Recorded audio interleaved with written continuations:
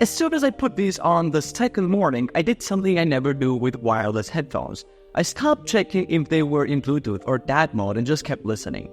In the end, the cups feel dense and in a reassuring way. Smooth, finely grained shells that don't squeak when you press them, with cold-to-the-touch metal yokes that give a tiny shiver through your fingertips. The headband has this softly padded underside that brushes your scalp instead of pressing into it. So there's pressure, but it's diffused, more like a hug than a grip.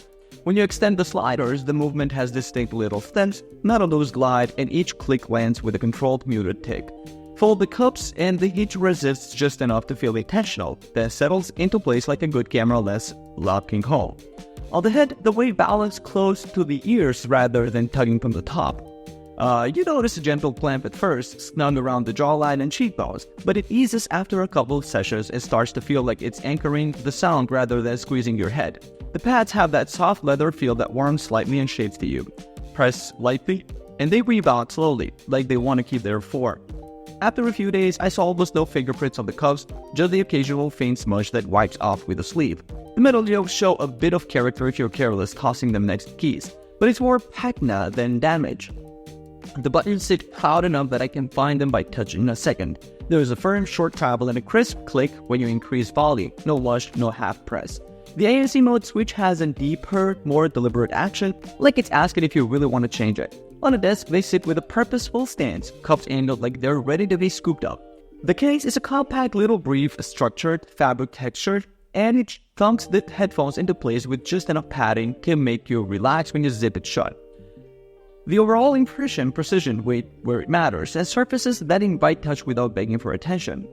The first time I plugged them into my laptop and switched to the onboard DAC, it caught me off guard. I was halfway through an acoustic track I've heard 1,000 times, and suddenly I was fixated on the guitar body, the hollow bloom around the plug, the little air pocket between strings.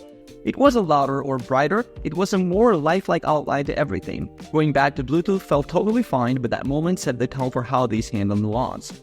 Day to day, they've got an easy confidence. The bass has weight, but now that one note thump, more like a firm floor you can stand on.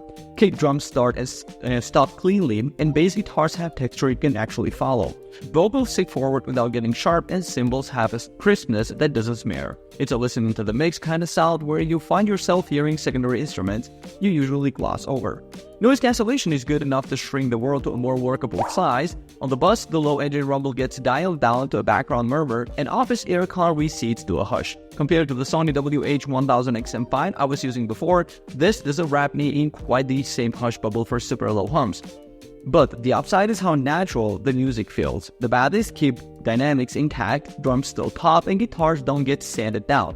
It's a different priority, and you can feel it.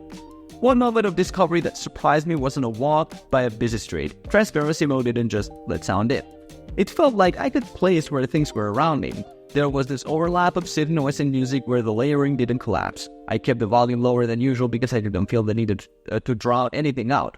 It's not a big deal, but sometimes when I wave them up from idle, the first half second of audio is a touch choppy, while the re-handshake, it smooths out immediately. Just one of those tiny behaviors you only notice because everything else is so settled.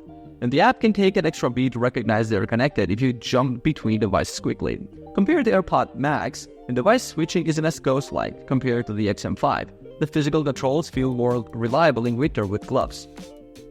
When you scroll through the product page, it's obvious what story they want you to buy. This is a travel-friendly extension of a hi-fi heritage, and the big headlight features are there to make that point. That framing actually lines up with the way I ended up using them. What's interesting is the emphasis is mostly on the headlight tech and pedigree, while the day-to-day character that won me over, how the buttons feel, how the clamp melts after a few sessions, even the calm way the sound opens up over USB, gets less attention. It's always revealing to see what's celebrated in bold text versus the small details that quietly shape how you live with the thing. I've been reaching for these in two very different scenarios: focus desk work and on-the-go errands. At the desk, I honestly treat them like compact speakers that happen to sit on my head. I'll plug in and let the DAC take over if I'm editing or just want that extra clarity. Mostly because it feels relaxed and present, not because I'm chasing micro differences. Music fades into the background when I'm writing, and then when I pause, it's suddenly vivid again. For coffee runs and short commutes, I prefer the tangible buttons over swipe gestures. There's something reassuring about a physical click to nudge volume up or toggle latency without guessing. Transparency mode makes ordering and quick conversations effortless. I don't feel sealed off, just insulated. Call quality indoors has been solid, people hear me easily. Outside in gusty wind, I have to cup a hand near the mic area if it really howls, but regular street noise isn't an issue. A small thing I didn't expect to appreciate, the way these keep their composure at low volume. Late at night, with the room dim and the world quiet, I can dial them way down and still get a full picture. Bass present, vocal steady, no collapsing into thinness. Over a few days, the clamps softened nicely, and the pads molded to where the arms of my glasses sit. No hot spots. Heat build up is mild unless I'm in a warm room for hours, and even then, it's a gentle reminder to take a breather. They've become the default I throw in my bag, even though the case isn't the tiniest.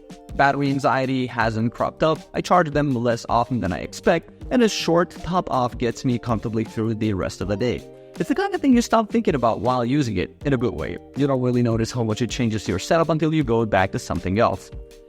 Now, it's not a deal breaker, but something I kept noticing, the noise cancellation takes the edge off most environments, but doesn't erase low droning the way the WH-1000XM5 does. If you hold priorities maximum silence, you'll feel that trade. One of those small things that only becomes obvious after a few hours, the case eats more backpack space than you expect. It's protective and handsome, but it's closer to carry-on accessory than jacket pocket.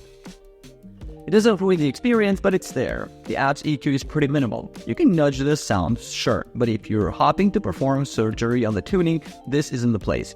Also, once or twice I felt a faint little creak from the yoke when I adjusted them quickly. Nothing doing listening, just a reminder they're a mechanical object.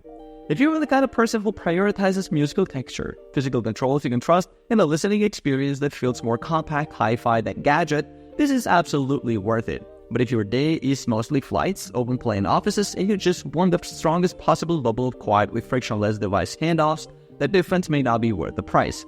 For me, it's the rare travel headphone that makes me forget I'm listening to wireless, and that's a quiet kind of satisfaction that lingers after the music stops.